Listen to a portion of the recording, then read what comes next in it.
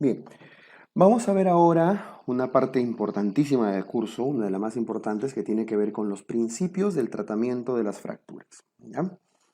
Las fracturas, en principio, lo más importante, cuando nos preguntan cuál es el acto médico, la conducta más importante ante una fractura, es la inmovilización de la fractura. Es el componente principal en el manejo de las fracturas. Es el acto médico más importante en el manejo de las fracturas. ¿Ya? ¿Para qué se inmoviliza una fractura? Para evitar el daño de partes blandas, para que las partes blandas, estoy hablando de músculos, tendones, aponeurosis y demás, no se dañen. Y de esta manera evitar síndrome compartimental. No solo evitar síndrome compartimental, sino evitar pseudoartrosis, evitar mala consolidación, evitar excesivo dolor. Inmovilizando disminuye el dolor. O sea, y se consolida bien, duele menos y tiene menos complicaciones. Es el principal acto médico. ¿Ok? Ese concepto, por favor, es básico. El principal acto médico en la inmovilización de la perdón, en el tratamiento de la fractura es la inmovilización. Listo. ¿Qué principios debemos tener en cuenta acá? Para empezar, se prefiere siempre a las férulas por encima de los yesos. ¿Cuál es el gran problema de los yesos en el tratamiento de las fracturas?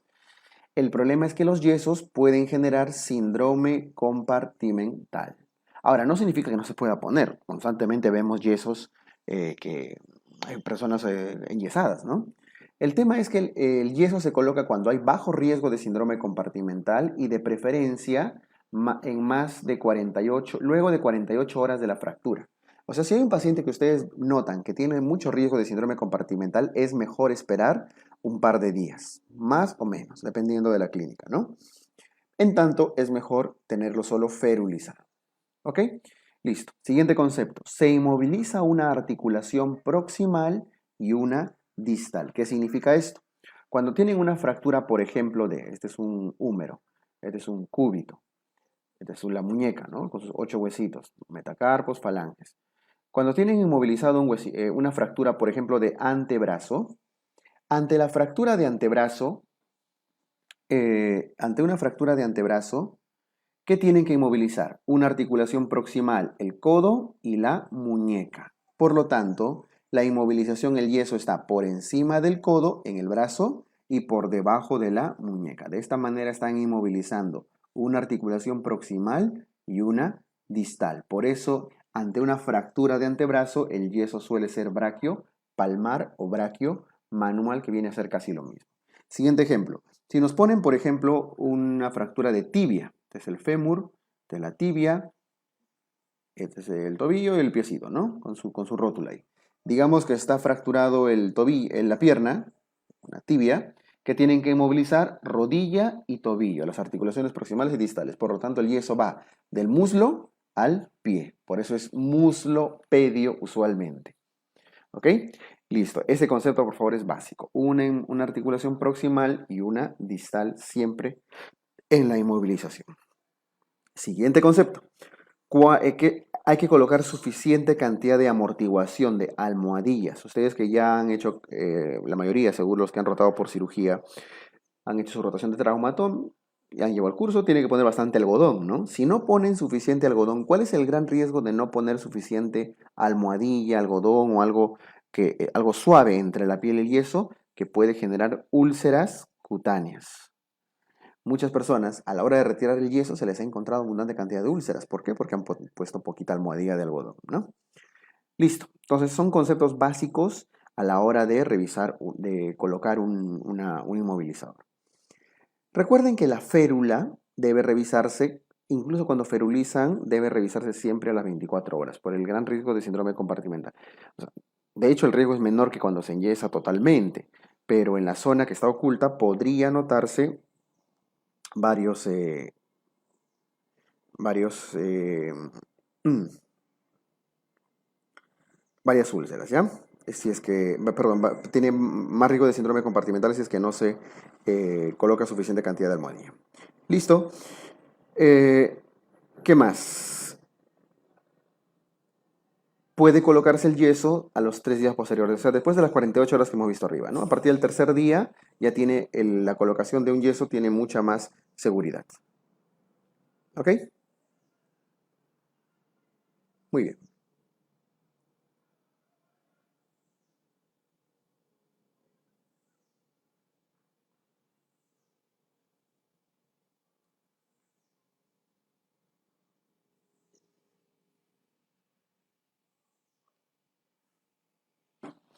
¿Qué más?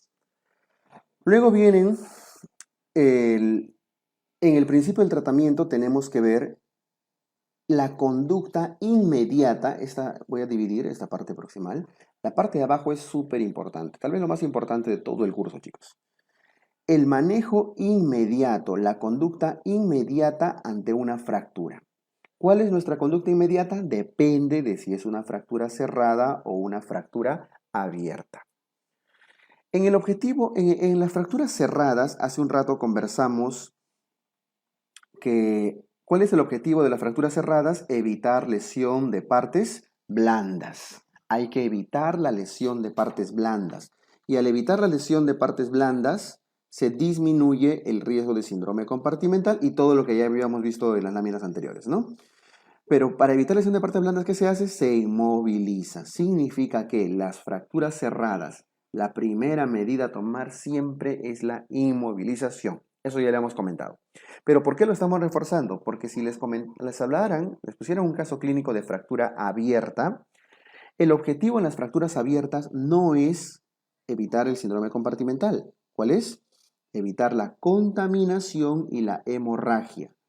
Evitar que se desangre y que se contamine. ¿Por qué? Porque las fracturas abiertas pueden hacer osteomielitis. Entonces, más importante que inmovilizar inmediatamente, ¿qué hay que hacer? Descontaminar. ¿Cómo? Lavando, debridando, cubriendo, vendando, etc.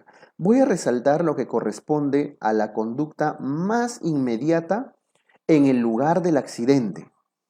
Se lava con suero fisiológico, hay que cubrirlo y vendarlo. Y luego inmovilizarlo. Antes que inmovilizar significa que tienen que lavarlo y proteger la lesión para que se reduzca la posibilidad de contaminación y se reduzca la posibilidad del riesgo de osteomielitis. Luego que ya lo han lavado, cubierto, vendado, recién se inmoviliza. ¿Ya? Recién. Lo demás, lo que aparece como debridación, limpieza quirúrgica, antibióticos, suero intentino, sí, se hace con mucha frecuencia, pero no olviden que estas cosas, esos procedimientos, son de manejo hospitalario.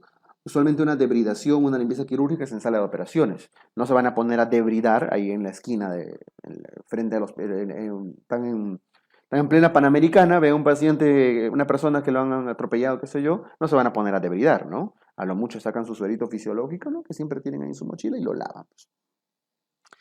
En el lugar del accidente lo que hemos resaltado de celeste. El resto es de conducta hospitalaria, tanto el antibiótico, el suero antitetánico y demás. Entonces, el concepto que quiero que se lleven de esta parte de la lámina es que la conducta inmediata ante una fractura cerrada es inmovilizar. La conducta inmediata ante una fractura abierta expuesta es lavar, cubrir y después inmovilizar. ¿Ya? Si no les mencionan en el caso clínico qué tipo de fractura les están indicando, deben asumir tácitamente que es cerrada. Para tratar una fractura como abierta, el caso clínico tiene que decir específicamente que están afrontando una fractura abierta. ¿Ya? Listo. Luego tienen que decidir, decidir si operan o no. Para esto quiero aclararles algo. Existen dos formas generales de tratar una fractura.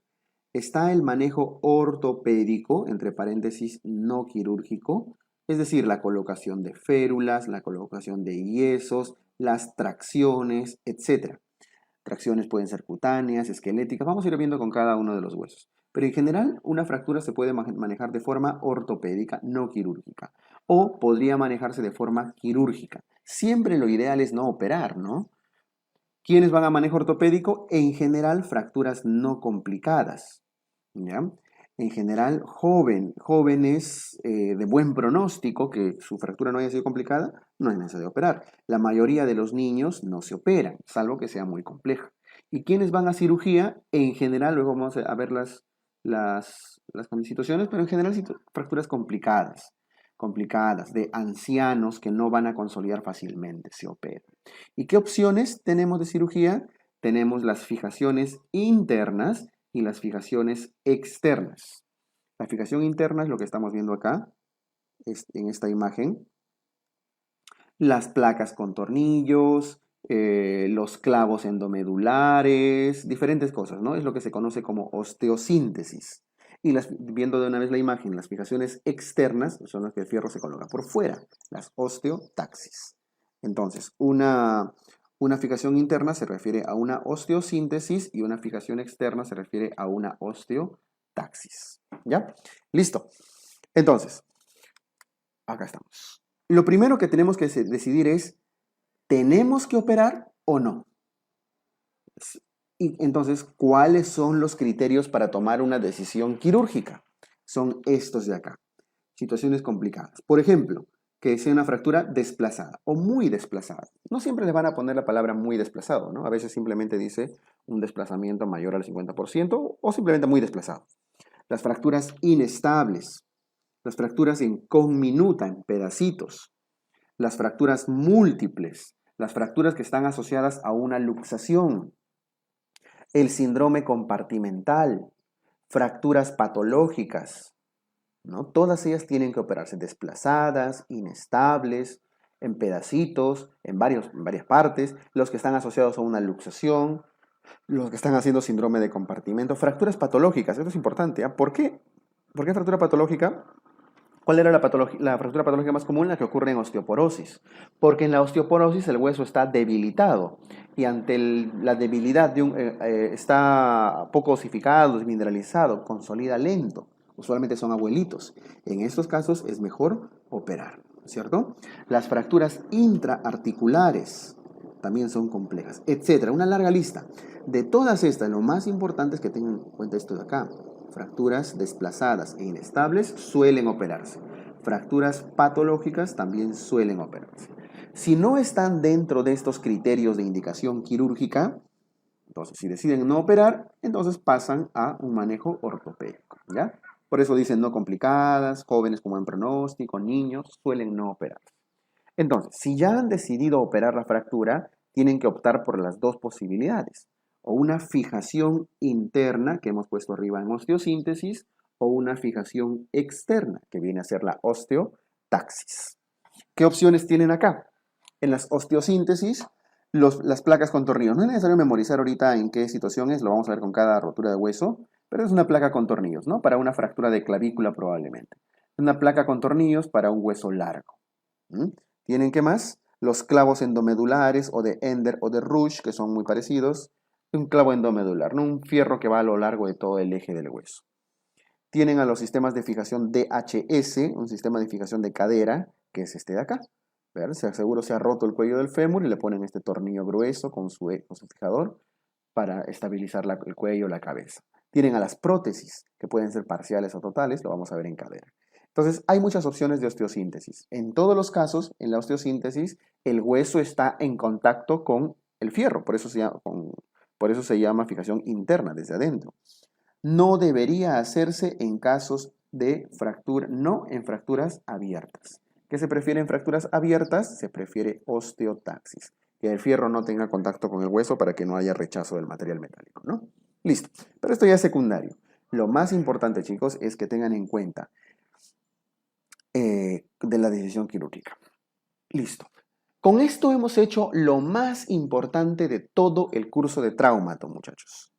Que el 50% de preguntas de traumato y más incluso son las principales complicaciones, como el síndrome compartimental, como la pseudoartrosis, como la osteomielitis. ¿Qué más? La decisión de qué hacer de forma inmediata y la decisión de cuándo operar. Entre esas poca información, esas prácticamente 2 o 3 diapositivas, está más de la mitad de las preguntas de traumatología. El resto, que es lo que vamos a ir viendo en las siguientes láminas, es ya el manejo específico de cada una de las fracturas y luxaciones, ¿ya? Que es lo que vamos a ver en los siguientes videos. Listo, cerramos acá este video.